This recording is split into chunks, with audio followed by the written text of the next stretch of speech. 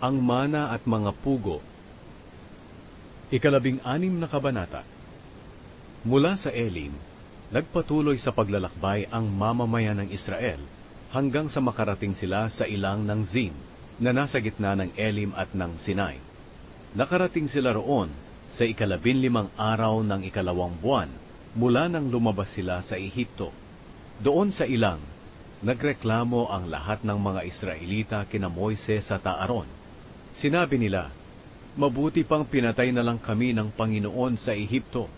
Doon, kahit paano'y nakakakain kami ng karne at ng lahat ng pagkain na gusto namin.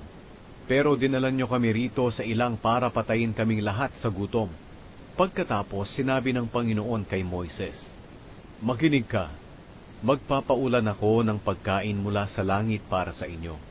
Bawat araw mangunguha ang mga Israelita ng pagkain nila para sa araw na iyon. Sa ganitong paraan, masusubok ko kung susundin nila ang mga utos ko. Sabihin mo sa kanila na doblehin nila ang kukunin nilang pagkain tuwing 6 na araw ng bawat linggo." Kaya sinabi nila Moises at Aaron sa lahat ng mga Israelita, "Ngayong gabi malalaman ninyo na ang Panginoon ang naglabas sa inyo sa Ehipto, at bukas ng umaga, makikita ninyo ang makapangyarihang presensya ng Panginoon, sapagkat narinig niya ang mga reklamo ninyo. Sino ba kami para sa amin kayo magreklamo?" Sinabi pa ni Moises, "Bibigyan kayo ng Panginoon ng karne na kakainin ninyo sa gabi, at bubusugin niya kayo ng tinapay sa umaga, dahil narinig niya ang pagrereklamo ninyo sa Kanya. Hindi kayo nagrereklamo sa amin kundi sa Panginoon. Sino ba kami para sa amin kayo magreklamo?" Sinabi ni na Moises at Aaron, "Sabihin ninyo sa buong mamamayan ng Israel na lumapit sila sa presensya ng Panginoon, dahil narinig niya ang pagrereklamo ninyo." Habang nagsasalita si Aaron sa buong mamamayan ng Israel, tumingin sila sa ilang, at nakita nila ang makapangyarihang presensya ng Panginoon sa ulap. Sinabi ng Panginoon kay Moises, "Narinig ko ang mga pagrereklamo ng mga Israelita. Sabihin mo sa kanilang gabi-gabi silang kakain ng karne, at araw-araw silang magpapakabusog sa tinapay. At malalaman ninyong ako ang Panginoon na inyong Diyos." Nang dapit hapon ding iyon, dumagsa ang mga pugo at napuno nito ang buong kampo. Kinaumagahan, basa ng hamog ang buong kampo. Nang mawala ang hamog, may nakita silang maliliit na bagay sa lupa na puting-puti. Hindi nila alam kung ano ito, kaya nagtanungan sila, "Ano kaya iyan?" Sinabi ni Moises sa kanila, "Iyan ang pagkain na ibinigay ng Panginoon sa inyo para kainin. Sinabi ng Panginoon na ang bawat isa sa inyo'y mag-ipon nito ayon sa inyong pangangailangan, mga 1 salop bawat tao." Kaya nanguha ang mga Israelita ng mga pagkain ito. Marami ang kinuha ng iba, habang ang iba naman ay kaunti lang. Nang takhalin nila ito, 1 salop ang nakuha ng bawat tao. Ang nagtipon ng marami ay hindi sumobra, at ang nagtipon ng kaunti ay hindi naman kinulang. Tamang-tama lang ang nakuha ng bawat isa. Sinabi ni Moises sa kanila, "Walang magtitira nito para sa susunod na araw." Pero ang iba sa kanila ay hindi nakinig kay Moises. Nagtira sila para sa susunod na araw, pero inuod ito at bumaho. Kaya nagalit si Moises sa kanila. Tuwing umaga nangunguha ang bawat isa ayon sa kanyang kailangan. At kapag uminit na, natutunaw ang pagkaing hindi nila nakukuha.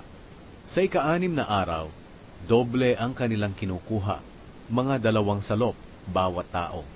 Kaya pumunta ang mga pinuno ng mamamayan ng Israel kay Moises at nagtanong kung bakit doble. Sinabi ni Moises sa kanila, "Iniutos ng Panginoon na magpahinga kayo bukas, dahil araw ng pamamahinga, na banal na araw para sa Panginoon. Kaya lutuin ninyo ang gusto ninyong lutuin, at ilaga ang gusto ninyong ilaga. Ang matitira ay ilaan para bukas." Kaya itinira nila ito para sa susunod na araw, ayon sa iniutos ni Moises. At nang sumunod na araw, hindi ito inuod o bumaho. Sinabi ni Moises sa kanila, "Kainin niyo iyan ngayon, dahil ngayon ang araw ng pamamahinga para sa Panginoon. Wala kayong makikita niyan ngayon. Makakakuha kayo ng pagkain ito sa loob ng 6 na araw. Pero sa ika-7 araw ay magpahinga kayo. Sa araw na iyon, wala kayong makukuhang pagkain." May mga tao pa ring lumabas para manguha ng pagkain sa ika-7 araw, pero wala silang nakita. At sinabi ng Panginoon kay Moises, "Hanggang kailan ba susuwayin ng mga taong ito ang aking mga utos at katuruan? Alalahanin ninyo na binigyan ko kayo ng araw ng pamamahinga. Kaya nga tuwing ika-6 na araw ay dinodoble ko ang pagkain ninyo. Dapat manatili sa bahay niya ang bawat isa sa ika-7 araw. Walang lalabas para kumuha ng pagkain." Kaya nagpahinga ang mga tao sa ika-7 araw. Tinawag na mana ng mga Israelita ang pagkain. Para itong maliliit at mapuputing buto, at matamis kagaya ng manipis na tinapay na may pulot. Sinabi sa kanila ni Moises, "Ipinag-utos ng Panginoon na magtago kayo ng isang salop na mana para sa susunod pang mga henerasyon, para makita nila ang pagkaing ibinigay ko sa inyo sa ilang, nang inilabas ko kayo sa Ehipto." Sinabi ni Moises kay Aaron, "Kumuha kayo ng sisidlan at lagyan ito ng isang salop na mana.